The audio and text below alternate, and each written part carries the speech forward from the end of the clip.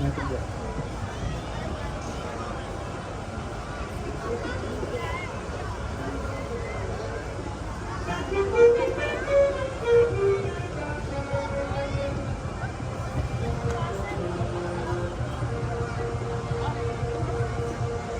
माता जी प्रणाम।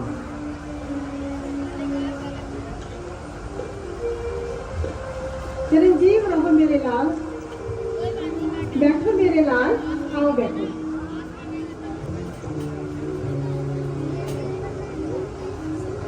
मैं अभी तुम्हारे लिए कुछ खाने को लाती हूँ।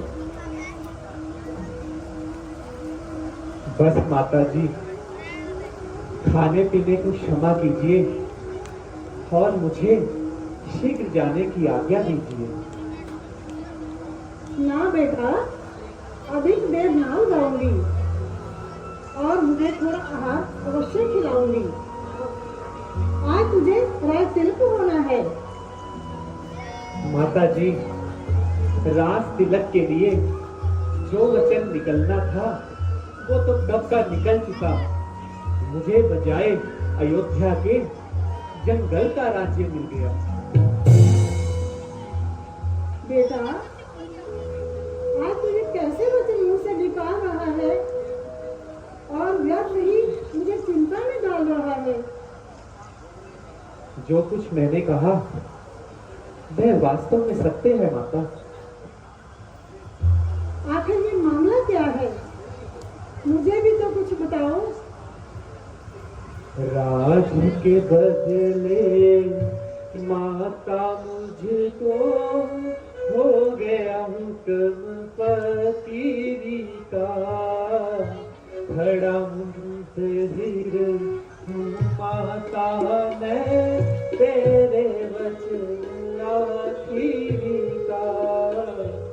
राज के बदले माता मुझको हो गया हुक्म फकीरी का।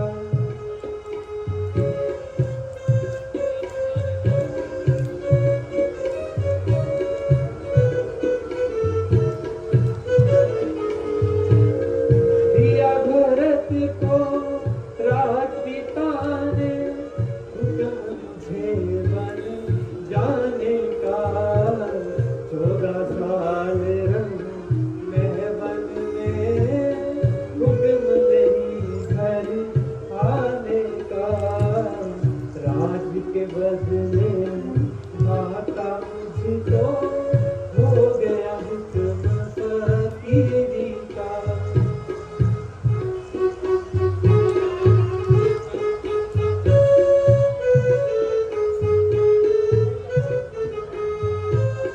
हुक्म नहीं अब रहा मुझे इस घर का खाना खाने का।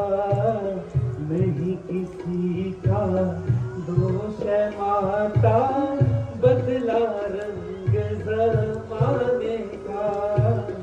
राज के बदले माता मुझको हो गया हुक्म फकीरी का। खड़ा मुंतजिर हूँ माता मैं तेरे वचन आखिरी का। बैठी थी मैं खुशी से इन बातों का शान गुमान नहीं। सुनकर तेरी बातें बेटा रही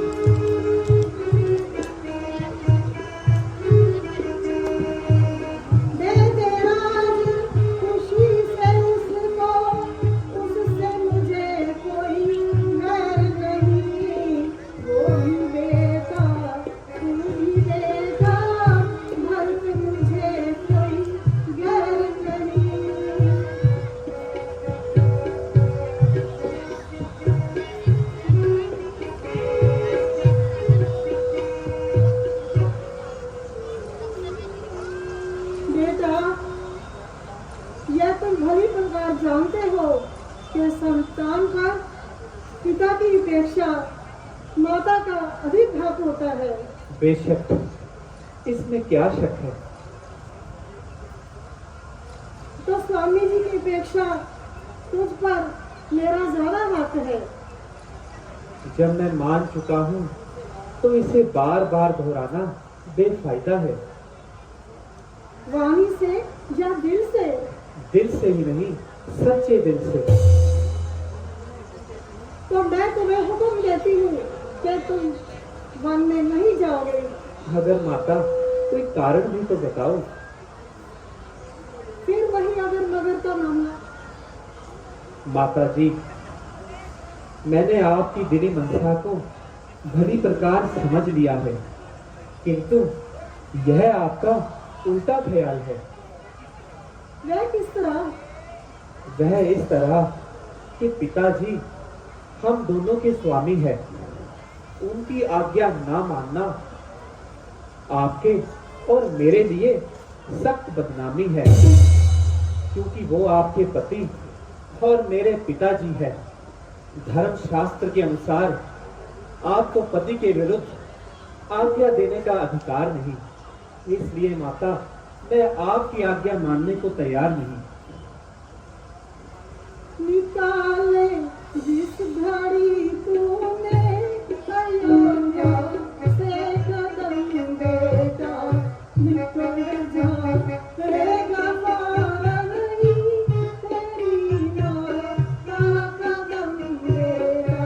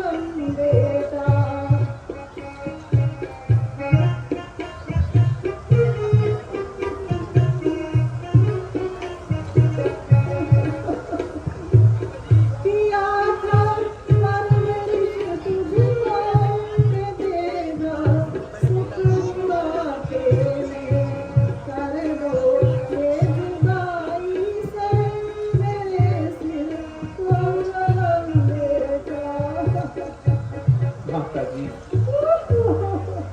आप धैर्य से काम लीजिए। बेटा, किसके सहारे? कोई सहारा भी तो हो। जब वो दिन नहीं रहे तो ये दिन भी नहीं रहेंगे माता। अच्छा बेटा, जिस तरह होगा अपनी जान पर सहन करेंगे, मगर उस पराई बेटी को क्या कहकर समझाएंगे? बांडी जी, बांडी, जरा सीधा कर मेरे पास बुला लाना।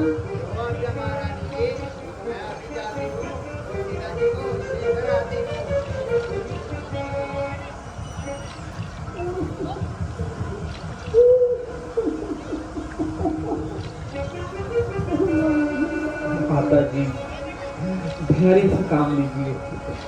कहाँ से लोग धैर्य? माता जी प्रणाम। माता जी कहिए, क्या आज्ञा है? सौभाग्यवती रहो बेटी। बेटी, कैसे बताऊं, कैसे सुनाऊं? ये तो तुम्हें बतला देंगे और सारा हाल सुना देंगे। प्राणनाथ, यह माता जी क्या कह रही हैं? क्या दासी की निस्बत कोई शिकायत है जो इस कदर रंजे निहायत है? नहीं प्रिय, ऐसी कोई बात नहीं। तो इस प्रकार रंज का क्या कारण है? व्यर्थ ही रंज करती है, वरना बात तो साधारण सी ही है। यदि कुछ हर्ज ना हो तो मुझे भी बतला दीजिए। मैं तो हुक्म पिता का मान आज ही जाता हूँ जंगल को मैं तो हुक्म पिता का मान आज ही जाता हूँ जंगल को।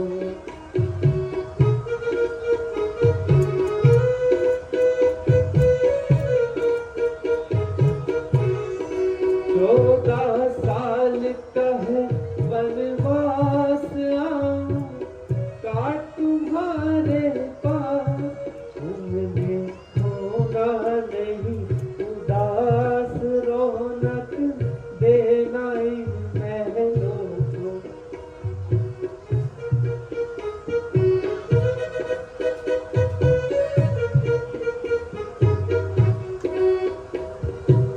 के कई समझो मात समान उनका मत करना अपमान यही धर्मात्मा की पहचान रखना कायम जरा कर को।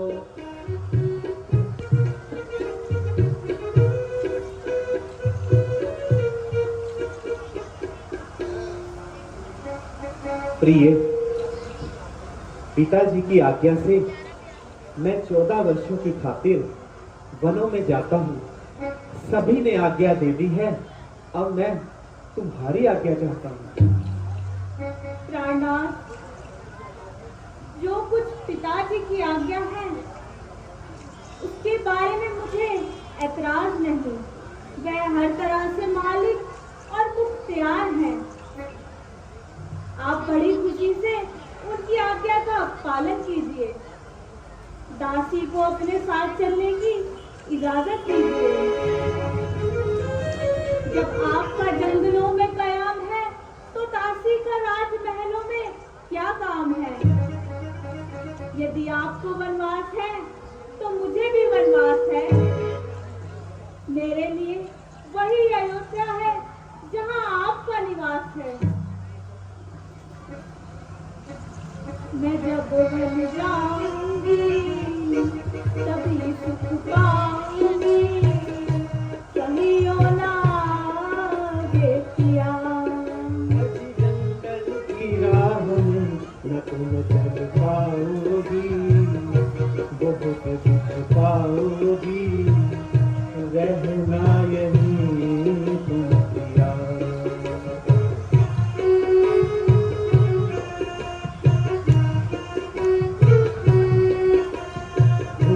पिता का मुझको वनों में मुझे जाना 14 साल से पहले उधर वापस नहीं आऊं। तुमको तो रहना यहाँ इन सब के साथ में। मैं जब बन जाऊंगी तभी सुख पाऊंगी कहियो ना बेटिया। आज जंगल की राह में न तुम चल पाओगी बहुत दुख पाओगी रहना यहीं तुम प्रिया। स्वामी, प्रिय, तुम जंगलों का कष्ट सहन नहीं कर पाओगी। आपके चरणों में रहकर मेरे सारे कष्ट दूर हो जाएंगे। वहाँ जंगली जानवर तुमको सताएंगे। हम उनसे अपना दिल बहलाएंगे। तुम मुसीबत के वक्त मेरी सहायता करो जो एक आर्य स्त्री का धर्म है। मेरा साथ जाने का भी यही परिणाम है। प्रिय, तुम तो मंतक लड़ा रही हो और बात को कहां से कहां पहुंचा रही हो। मेरी आपके सामने मंतक लड़ाने की हरगिज ताकत नहीं। सच पूछो तो बात करने की भी लियाकत नहीं। पिताजी की आज्ञा का पालन करना हम दोनों के लिए आवश्यक है। जो पिता का हुक्म है खुशी से करूंगी इसमें मैं हरगिज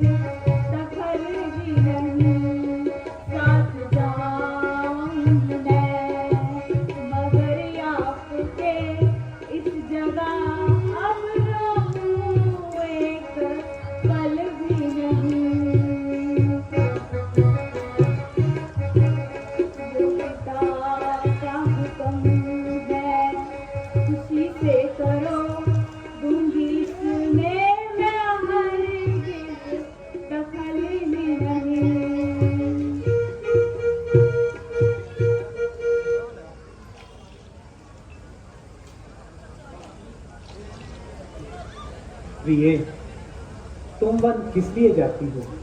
आप वन किस लिए जाते हैं? मुझे मेरे पिताजी का हुक्म है। मुझे मेरी माता जी का हुक्म है। तुम्हारी माता जी की क्या आज्ञा है? आपके पिताजी की क्या आज्ञा है? मेरे पिताजी की आज्ञा है कि मैं 14 वर्षों की खातिर वन जाऊं। मेरी माता जी की आज्ञा है जहाँ तुम्हारे पति जाएं वहीं पर तुम जाओ। प्रिय, तुम्हारी ममतक तो वास्तव में लाजवाब है, मगर तुम्हारा साथ जाना मेरे लिए एक तरह का अजाब है। यह निश्चय है प्राणनाथ, यदि 14 वर्ष के बाद आप मुझे जीवित देख लेंगे तो खुशी से आप छोड़ जाएं। अच्छा प्रिय, चलो, अब मुझे विश्वास हो गया कि तुम अपनी हट से नहीं टलोगी और अवश्य ही साथ चलोगी। अच्छा, माताओं को नमस्कार करो और उनका आशीर्वाद लो।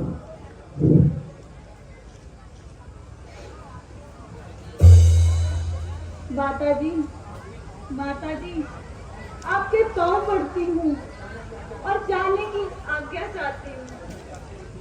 बेटी, रोते रोते आंखों का पानी सूख गया। ना मालूम मैंने कौन सा ऐसा पाप किया जो मुझे तुमने संताप दिया। मैं तो अपनी किस्मत पर हो रही थी और पहले ही निढाल हो रही थी, और तुम भी साथ छोड़ने को तैयार हो और मेरी आंखों से बेजार हो। अच्छा बेटी, किसी से क्या गिला, अपने कर्मों का फल है। इस बुढ़ापे ने यूं ही बर्बाद होना था और आप किस्मत ने रोना था। क्या कहूँ बेटी, मुझे घर घाट से तुम खो चले। एक को रोती थी पहले, अब तो लेकिन दो चले।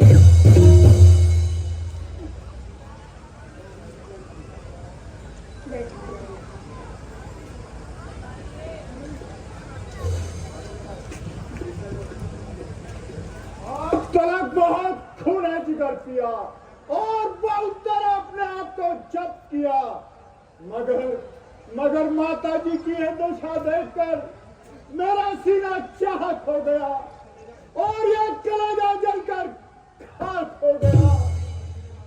मेरी हाजिरी में माता जी को इस कदर आधार, मेरी जिंदगी पर धिक्कार है, धिक्कार है। माता जी, जरा आंखें तो खोलो। तुम्हारा लक्ष्मण तुम्हारे कदमों में निशार है।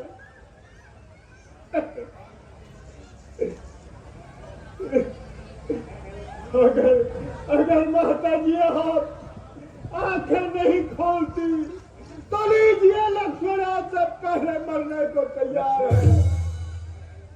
लक्ष्मण, इस कायरता का क्या अर्थ है? जरा होश से काम लो। बेटा, माता जी, बेटा, मैं अच्छी हूँ, बस यूं ही चक्कर आ गया था। बैठिए माता जी। भैया, आज अब अंधेर है।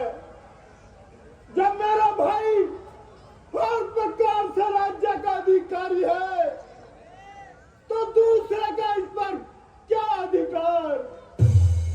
यो रोने और गिड़गिड़ाने से राज्य नहीं मिला करते। अगर किसी में हिम्मत है तो मुकाबले पर आए, दो हाथ देखे और दो हाथ दिखलाए, ताकि राज्य करने का कुछ मजा भी आए। वरना कदापि ऐसी चालाकी और बेईमानी नहीं चलने दूंगा। और जब तक दम में दम है, किसी की दाल नहीं गलने दूंगा। वह कौन मांगने वाली है जो मांग रही है रात तिलक। अधिकारी है जो गद्दी का, उसका ही होगा राज तिलक। ये तो अधिकार का झगड़ा है, चुप रहने में संतोष नहीं, बन जाने की भी खूब कही, क्यों जाए जब हमारा कोई दोष नहीं। शांत प्यारे लक्ष्मण, शांत। मुझे सख्त अफसोस है कि तुम्हारी तबीयत में यूं व्यर्थ का जोश है। जरा सोचो, किस किस के हाथ देखोगे और किस किस को हाथ दिखाओगे।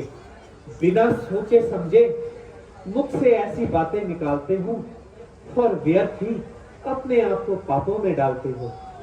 मालूम नहीं तुम क्या ख्याल कर रहे हो और किसके लिए ऐसे शब्द इस्तेमाल कर रहे हो। जरा जरा खुद को संभालो और इस फिजूल जोश को अपने दिल से निकालो। भैया, तमाम कुल का नाश हो रहा है, जिसे सुनकर और देखकर मेरा कलेजा पास पास हो रहा है। पिताजी की हालत गंभीर है, इधर माताजी की हालत गंभीर है और सीता बेचारी रो रही है।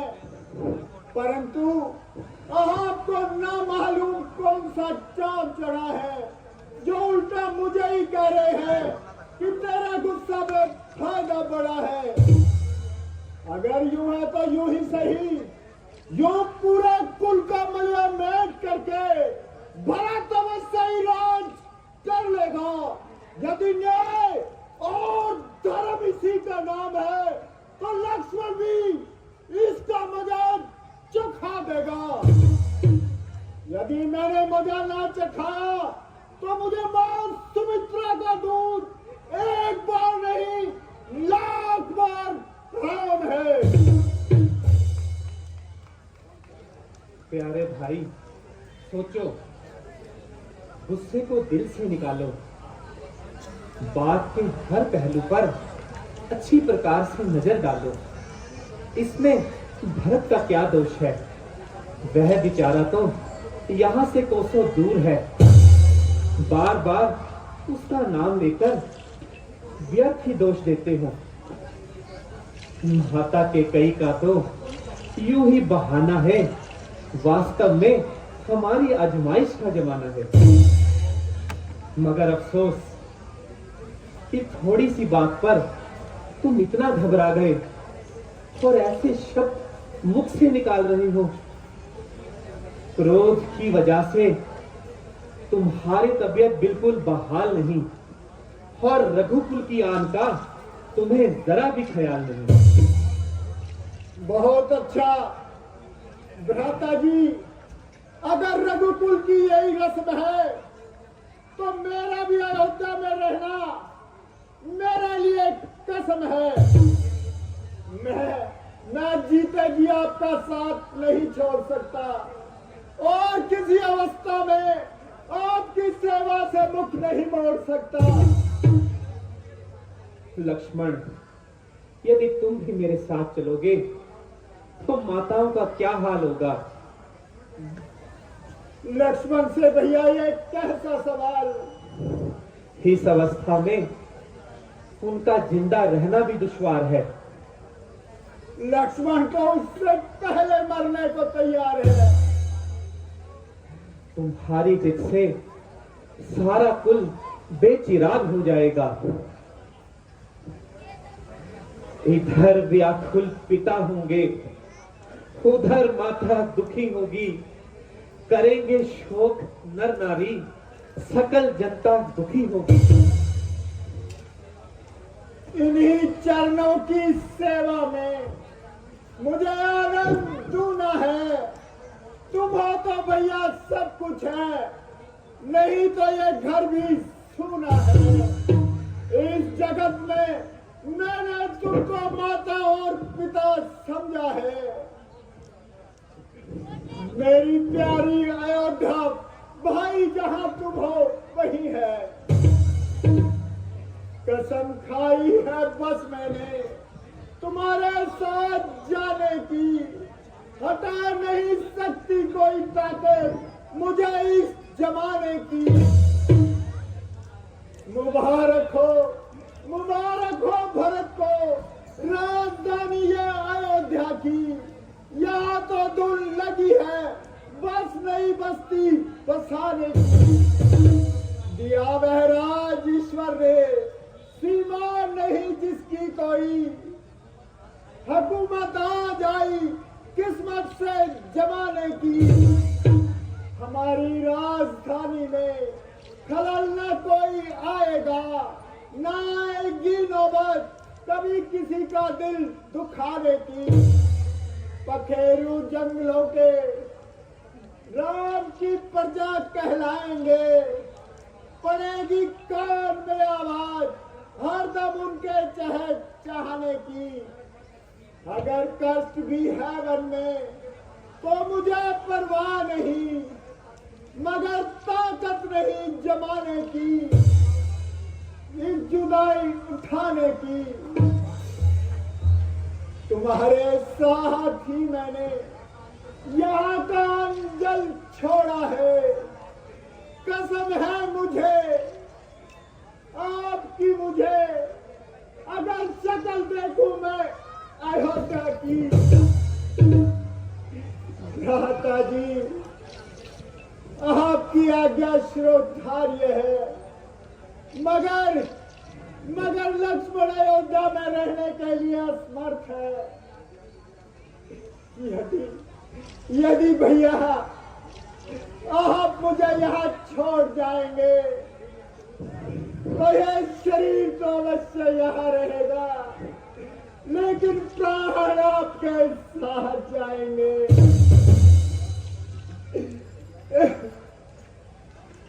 मेरे भैया, तुम ये कैसी बातें कर रहे हो? क्या समझते हो कि मुझे तुमसे कोई हमदर्दी नहीं? तुम क्या समझते हो कि मैं तुम्हारे बिना रह पाऊंगा? यदि मन में है यही भाव तो ममता तोड़े जाते ही क्यों? मैं तो इन चरणों का सेवक हूँ, मुझको छोड़े जाते ही क्यों? लक्ष्मण को ज्यादा भाषण नहीं देना है, तो टूक वचन है लक्ष्मण का, या सात गमन है लक्ष्मण का, या प्राण गमन है लक्ष्मण का।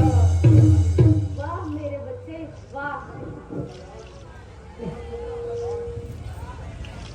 प्रणाम माता जी। चिरंजीव रहो मेरे लाल। प्रणाम माता जी। चिरंजीव रहो मेरे लाल। मैंने सारा हाल भली भांति सुन लिया और समझ लिया।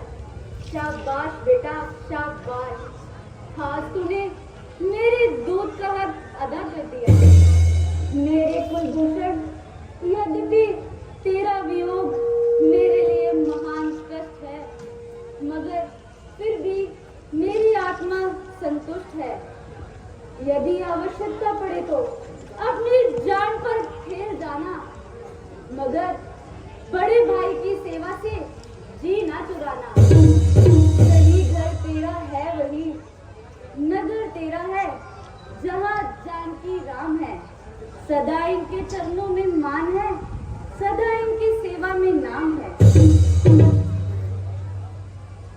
उचित तो यही था कि तुम यहीं रहते और राज कार्य में भरत का हाथ बटाते। खैर, यदि माता जी की यही इच्छा है तो अब देर करना बेफायदा है। माताओं को अंतिम नमस्कार करो और वन चलने की तैयारी करो।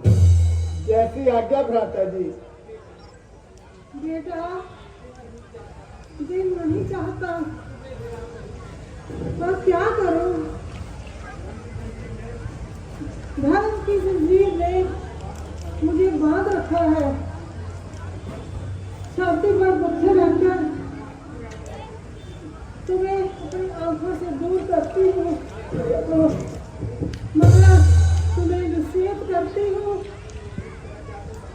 जिस तरह जाते समय तीनों ने पीठ दिखाई है, उसी तरह आते हुए तुम तीनों इकट्ठे ही आकर मुंह दिखाना।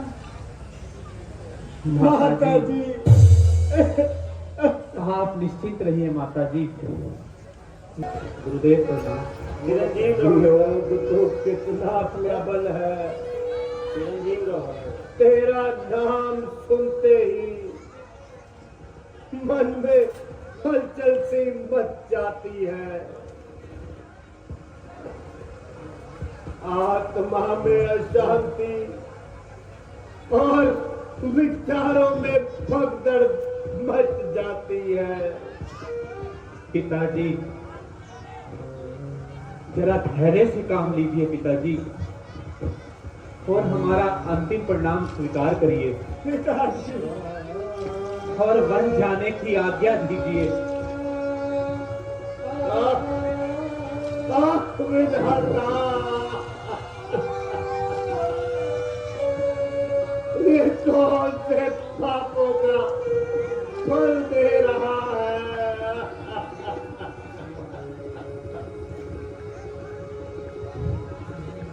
क्या मेरे भाग्य में तड़प तड़प कर जान देना ही लिखा है? पिताजी आप तो ज्ञानी है और धैर्यवान है, धर्म नीति में सुजान है, फिर सोचिए फूट फूट कर रोने से क्या फायदा। मन को ठिकाने कीजिए और वन के योग्य कोई शिक्षा दीजिए।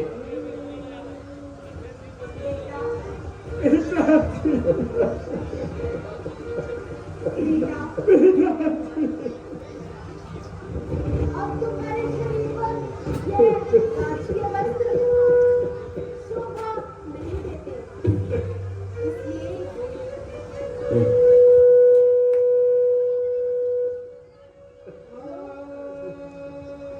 पानी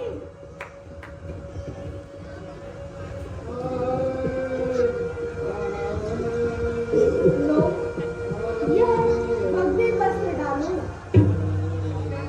और पत्नी लो, ले लो।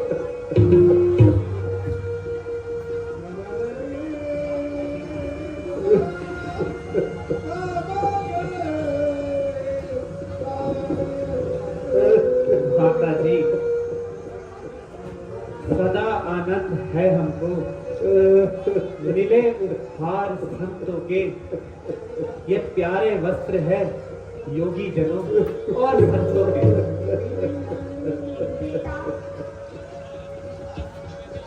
बेटी सीता, तुम इस राजकीय वस्त्र को त्याग करो। बस बस के कई खबरदार, मुझसे नहीं तू साधा है। तुमने बलराम को भेजा या सीता को भी भेजा है?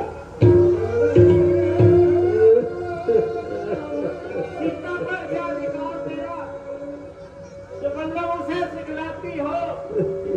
हम जितने नीचे जाते हैं तुम उतना चढ़ती जाती हो।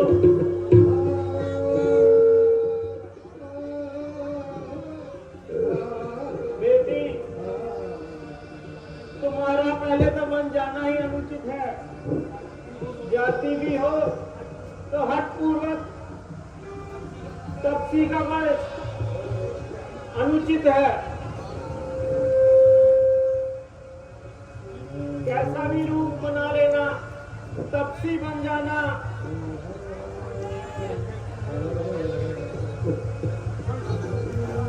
बेटा राम ये कह रही है कि बेटा जाता है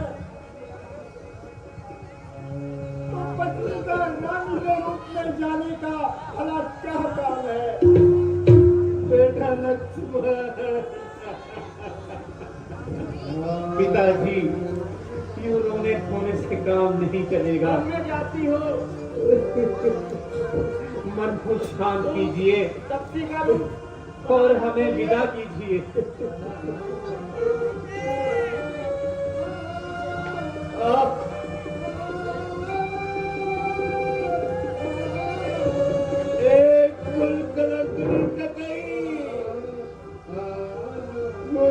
क्या मालूम था कि तू ऐसा घास करेगी, सारे नगर को उजाड़ कर शमशान बना देगी। महाराज, अब अधिक विलंब ना कीजिए और शीघ्र जाने की आज्ञा दीजिए। अच्छा बेटा, ईश्वर तेरा निगहबान है, परंतु दशरथ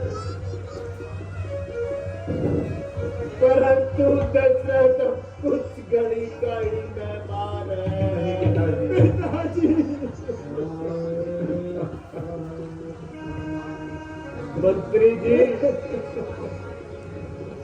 मंत्री जी मेरी फुलमारी चाह रही है, तुम भी इनके साथ चले जाना।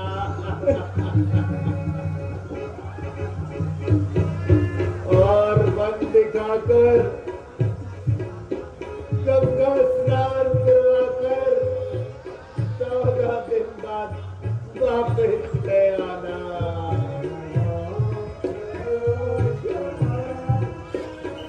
अच्छा पिताजी। बेटा राम, बेटा लक्ष्मण,